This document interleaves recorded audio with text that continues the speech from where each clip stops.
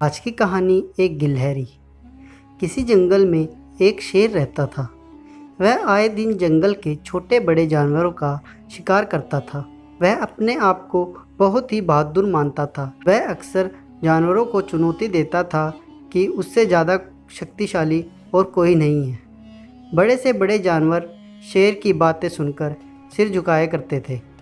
एक दिन गिलहरी ने जब शेर को दहाड़ते और ललकारते हुए सुना तो कुछ समय के लिए वह हैरान हो पड़ी।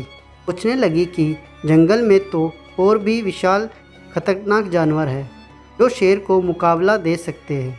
उसने मन ही मन में सोचा कि कुछ ना कुछ तो मुझे करना ही पड़ेगा। शेर के जाने के बाद बाकी जानवरों से बोल पड़ी, आप लोगों में से कोई ऐसा नहीं है जो शेर का मुकाबला कर सके। अगर सबके सब कायर हो तो मैं शेर का मुकाबला करना चाहूँगी। फिर तय होगा कि शेर कितना बड़ा बहादुर है। गिलहरी के ऐसे बोले जाने पर सभी जानवर ठाके मार के हंसने लगे। लोमड़ी बोली, अगर तुम मुकाबला कर सकती तो मैं भी मुकाबले में शामिल होना चाहूँगा।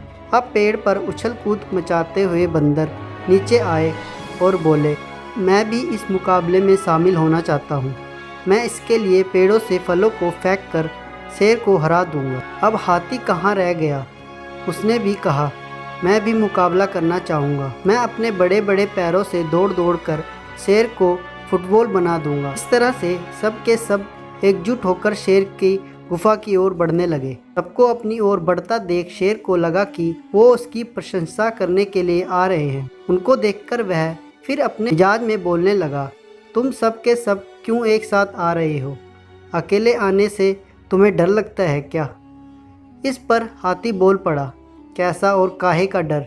हम तो आपसे मुकाबला करने आए हैं। आपने हम लोगों पर बहुत राज कर लिया। अब हम आपके बिल्कुल भी अधीन नहीं रहेंगे। अगर आपको हमारा राजा बनना है तो हमसे मुकाबला करना होगा।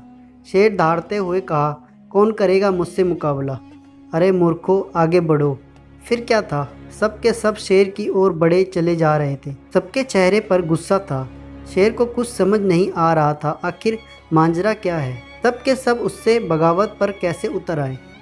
तभी जानवरों के बीच लीडर के रूप में एक गिलहरी आगे आई और बोली, क्यों तुमने हम सबको ललकारा था ना कि हमारे में से कोई भी नहीं जो तुम्हारा मुकाबला कर सके।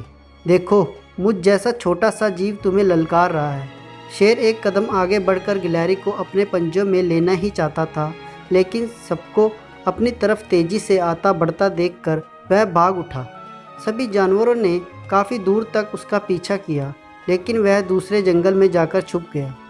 अंत में सभी जानवर एकजुट होकर शेर के जाने की खुशी मनाने लगे और गिलहरी को शाबाशी दी। तो दोस्तों, इस कहानी से हमें यह शिक्षा मिलती है कि हमें किसी भी हालत में खुद को कम नहीं समझना चाहिए। ये हमारी सबसे बड़ी भूल होती है। धन्यवाद।